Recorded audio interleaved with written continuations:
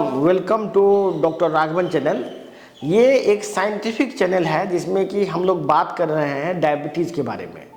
पिछले सीरीज़ में हमने बताया कि डायबिटीज़ के बारे में हम क्या बताएंगे। आज हम बात करेंगे डायबिटीज़ क्या है।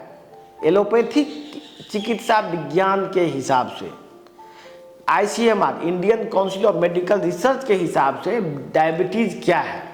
देखिए, डायबिटीज़ को इन्होंने अब मैं देख के पढ़ रहा हूँ क्या बोल रहा है। Definition of diabetes mellitus according to Indian Council of Medical Research is a syndrome of multiple etiologies characterized by chronic hyperglycemia with disturbance of carbohydrate, fat and protein metabolism resulting from defects in insulin secretion or insulin action or both। तो ICMR Indian Council of Medical research के हिसाब से diabetes को कोई बीमारी नहीं बताया गया है।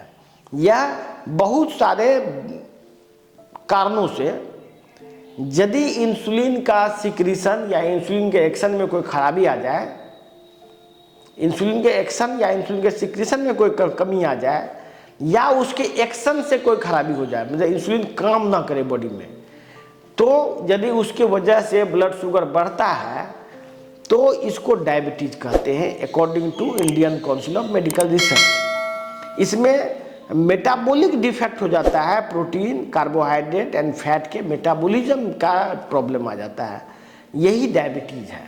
अब देखिए, अब डायबिटीज़ कितने तरह का होता है। तो इंडियन डायबिटिक एसोसिएशन ने डायबिटीज़ को 4 भाग में बांटा है। एक है टाइप 1 डायबिटीज़, दूसरा टाइप 2, तीसरा है जेस्टेशनल डायबिटीज़ और फोर्थ है अदर टाइप्स ऑफ डायबिटीज़। 4 तरह से डायबिटीज़ को परिभाषित किया है, 4 तरह का।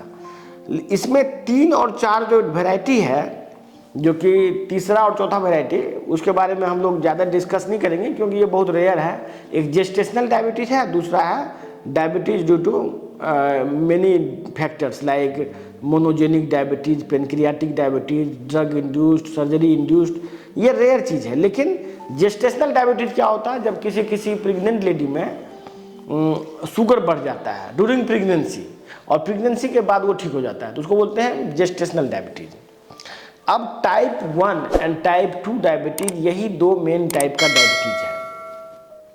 इसमें ये है कि टाइप 1 और टाइप 2 में क्या फ़र्क है। ये मेनली 5 टाइप से इसका क्लासीफाई करते हैं। ये बहुत सारे प्रश्न को लोग पूछते हैं कि मेरा डायबिटीज़ क्या है, टाइप 1 है कि टाइप 2 है। तो आप इस चीज़ को अच्छा से समझ लीजिए कि डायबिटीज़ टाइप 1 और 2 में क्या डिफरेंस है। सबसे पहला डिफरेंस है एज ऑफ ऑनसेट। एज कब शुरू हुआ, किस उम्र में शुरू हुआ। यदि आप 18 साल से पहले की उम्र में शुरू होता है कोई डायबिटीज़, तो उसको टाइप 1 डायबिटीज़ ज़्यादातर मामलों में होता है। दूसरा है जब 18 साल के बाद एक हुआ। दूसरा है जेनेटिक। यदि आपके परिवार में किसी को डायबिटीज़ है तो आपको होने की संभावना टाइप 2 में ज़्यादा होगा, टाइप 1 में कम होगा। इसके बाद है कि ऑस्मोटिक सिम्टम, जैसे कि बहुत ज़्यादा बेहोश हो जाना, बहुत ज़्यादा अचानक शुगर बढ़ जाना, ये सब टाइप 1 में ज़्यादा होता है, टाइप 2 में ये रेयर है। इंसुलिन रेसिस्टेंस, इंसुलिन रेसिस्टेंस का मार्कर होता है जो कि हम लोग टेस्ट करते हैं इंसुलिन का लेवल से। तो यदि इंसुलिन का लेवल बहुत ज़्यादा है तो वो होगा टाइप 2 डायबिटीज़, मतलब marker of insulin resistance is insulin. Type 2 diabetes में मार्कर प्रेजेंट होगा और टाइप 1 में एब्सेंट होगा। अब मार्कर फिर से समझिए, इंसुलिन रेसिस्टेंस मतलब हुआ इंसुलिन ज़्यादा है लेकिन आपका शुगर भी ज़्यादा है, that is marker of insulin resistance. C peptide assay, C peptide से पता चलता है कि बॉडी में इंसुलिन बन रहा है कि नहीं। ये टाइप 1 डायबिटीज़ में सी पेप्टाइड बहुत कम मात्रा में मिलेगा और टाइप 2 में सी पेप्टाइड सफिशिएंट मात्रा में होगा। पेनक्रियाटिक एंटीबॉडी, कुछ टेस्ट में पेनक्रियाटिक एंटीबॉडी जो है टाइप 1 में पाया जाता है, टाइप 2 में नहीं पाया जाता है।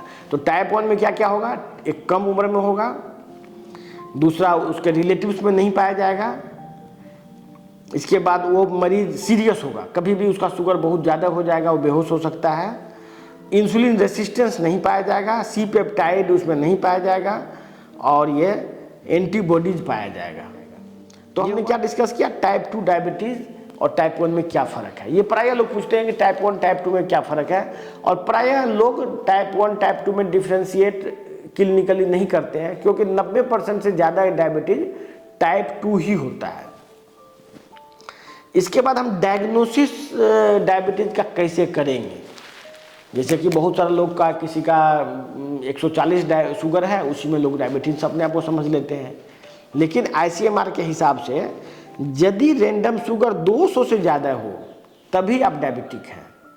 इस चारों में से कोई एक चीज़ होना चाहिए। एक तो डायबिटीज रैंडम शुगर 200 से ज़्यादा, फास्टिंग शुगर 126 से ज़्यादा, और 2 घंटा के बाद, खाने के 2 घंटा के बाद शुगर 200, और HbA1c मतलब ग्लाइकेटेड हेमोग्लोबिन 6.5 से एबव में से कोई भी एक चीज़ यदि पॉजिटिव होगा तो उसको डायबिटीज़ बोलेंगे। ये डायग्नोसिस हुआ।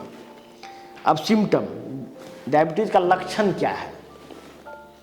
डायबिटीज़ का लक्षण जैसे कि आप जान रहे हैं, about 60 से 70% केस में डायबिटीज़ में कोई लक्षण नहीं पाया जाता है।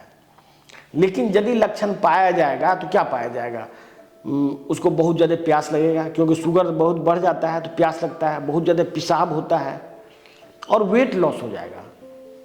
लेकिन आजकल जो डायबिटीज़ है टाइप 2 डायबिटीज़ में प्रायः वेट लॉस नहीं होता है, वेट गेन होता चला जाता है, इंसुलिन बहुत ज़्यादा होने की वजह से।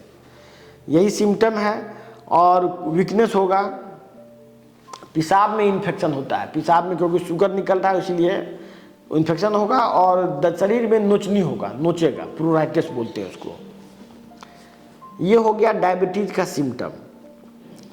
अब है डायग्नोस्टिक क्राइटेरिया डायबिटीज़ का क्या है। अभी तुरंत बताया कि डायग्नोसिस कैसे होगा, तो मतलब fasting sugar more than 126, PP sugar more than 200, HbA1c more than 6.5, और रैंडम शुगर मोर देन 200। यदि ये है तो इसको हम लोग बोलेंगे डायबिटीज है। इसके बाद है मॉनिटर एंड फॉलोअप कैसे करते हैं। इसका फॉलोअप जो है 3 महीना में HbA1c कराते हैं, और हर एक मंथ में ब्लड शुगर और फास्टिंग PP करके हम लोग देखते हैं। इसके अलावा क्योंकि डायबिटीज़ में आँख, किडनी, हार्ट ये सब भी इन्वॉल्व हो सकता है, ब्रेन, पाँव का सेंसेशन जा सकता है, तो ये कभी कभी हर एक 6 महीना पर ये सब चीज़ का भी जांच होना चाहिए, कौन गलत है। तो नेक्स्ट वीडियो में हम बताएंगे कि डायबिटीज़ में एलोपैथिक इलाज में डाइट चार्ट क्या देते हैं और वो क्यों गलत है। ये बात भी जानना जरूरी है कि उस डाइट चार्ट की वजह से कितना लोग परेशान होता है, लेकिन हर एक पेशेंट उस डाइट चार्ट को बड़ी सीरियसली फॉलो कर रहा है। तो हम कल बताएंगे।